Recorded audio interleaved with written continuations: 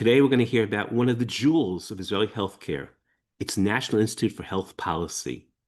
Our guest today is the chair of the National Institute's Executive Committee, Professor Nachman Ash. Nachman's previous roles have included being the Director General of Israel's Ministry of Health and the Surgeon General of the Israel Defense Forces. Welcome, Nachman.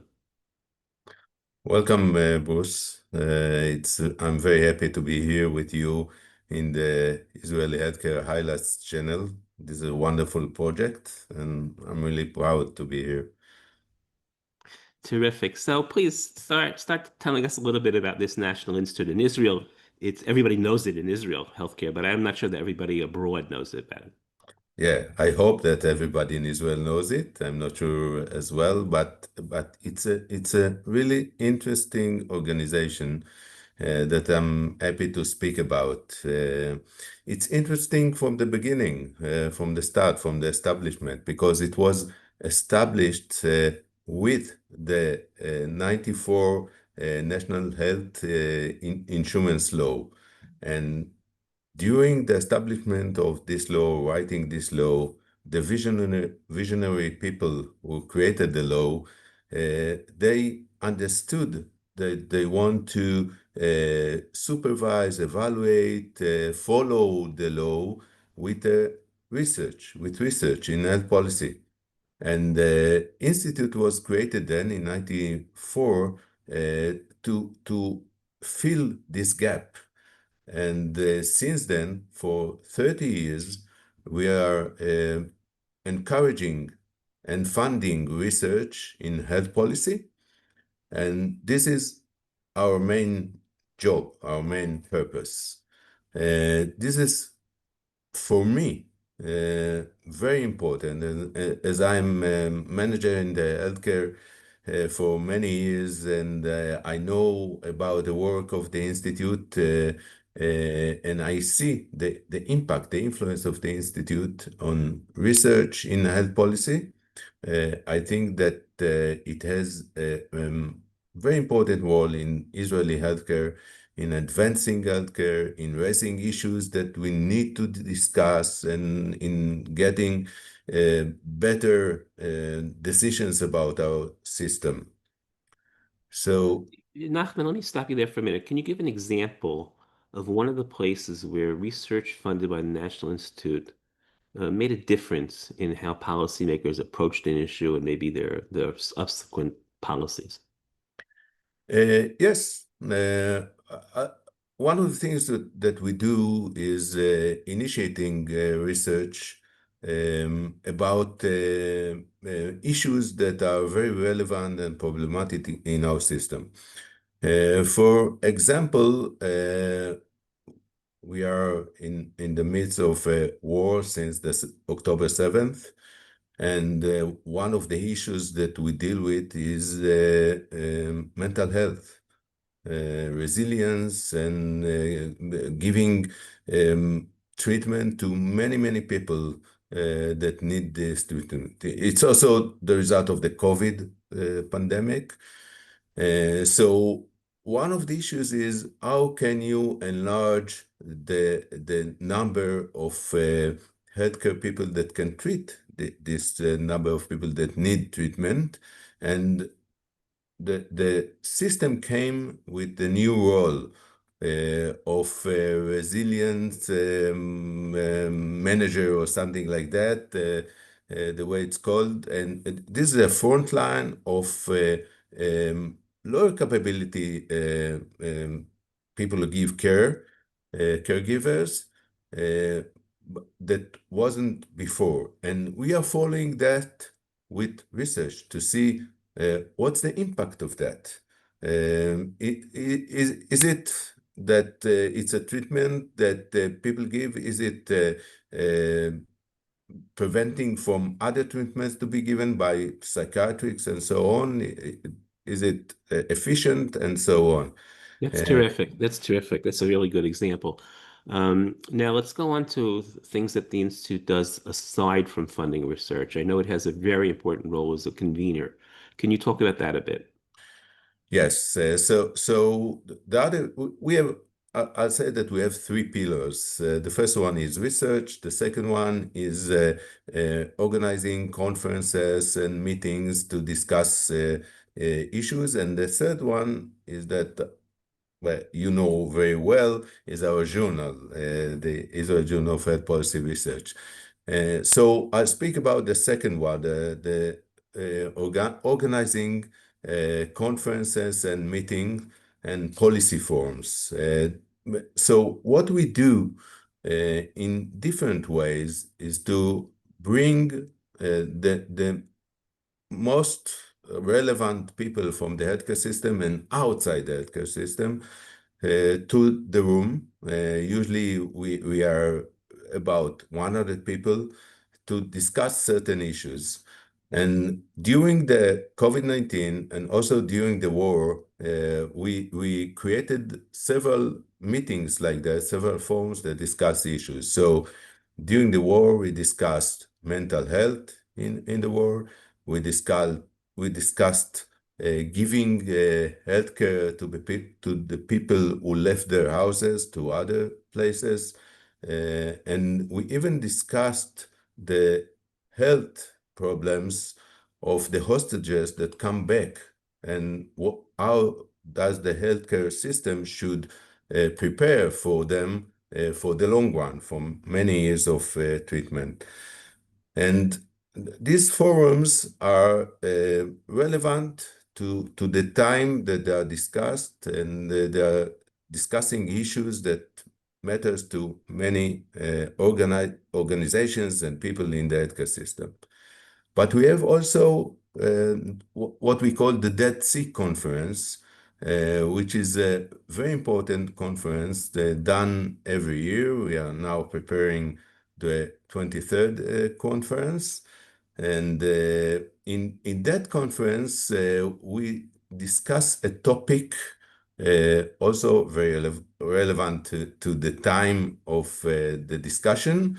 And we bring about 150 people from all around the organizations, from hospitals, from HMOs, from the Ministry of Health, from other ministries, from the Ministry of Finance, and also patients.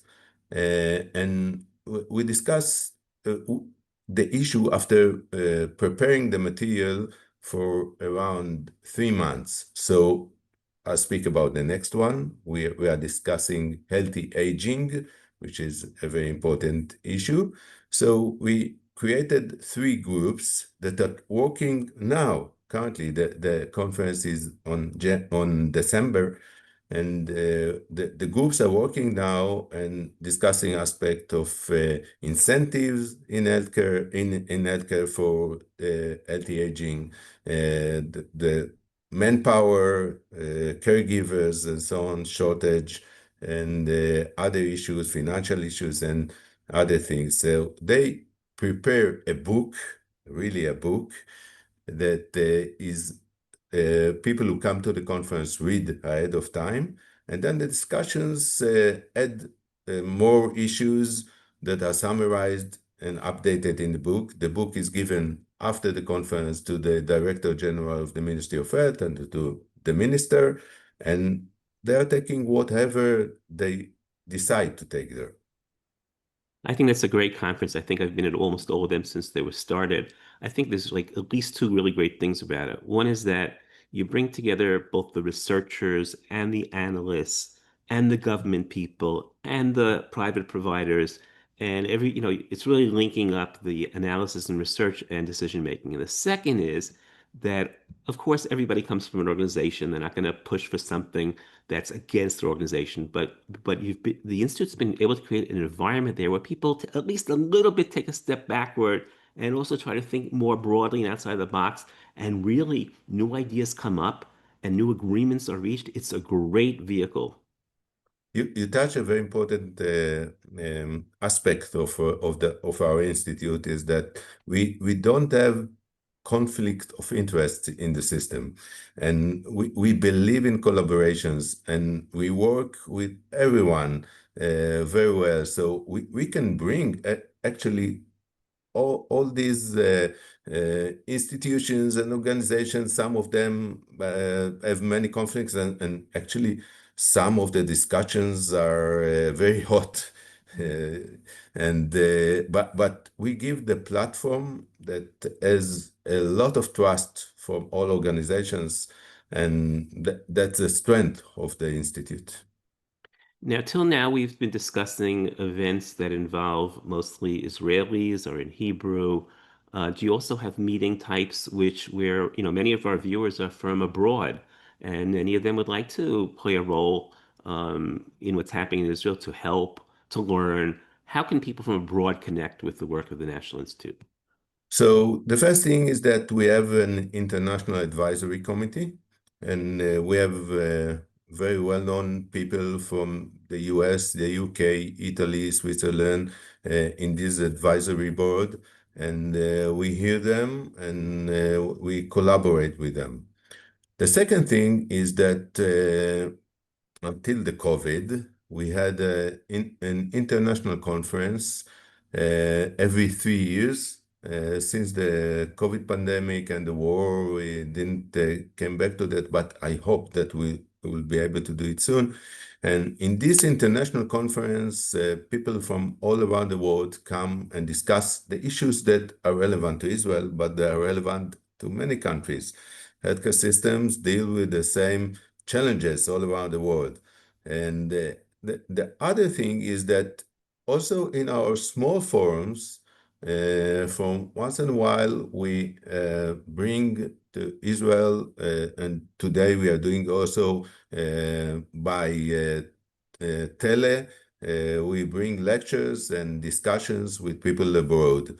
And of course, there is the journal. The journal is in English, and it publishes issues from Israel and about Israel, but also from international writers about certain aspects that also are global aspects of healthcare.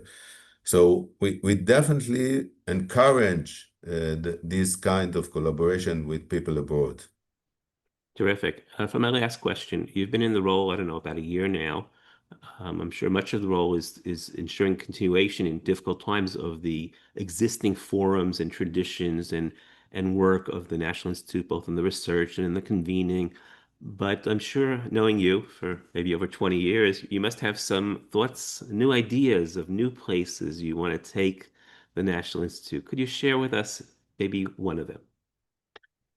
Yes, so we are in the midst of thinking about enlarging our impact and broadening what we are doing. So one of the things is currently we are funded by the government, and we would like to have uh, more funding from other maybe institutions that would like to use our strengths in the Israeli healthcare system to investigate, to discuss things, so we can focus on issues that are relevant to other organizations that want to work and through us.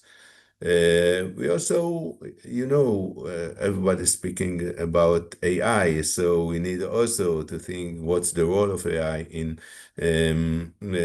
doing and funding research. This is a challenge because the world is changing, and we need to change ourselves. And we would like to share our data more broadly. We would work on that also. And this is very important for local and also international investigators. So these are some of the topics that we work on. Professor Nachman Ash, this has been very interesting and very informative. Thank you so much for joining us. Thank you very much, Bruce, and good luck.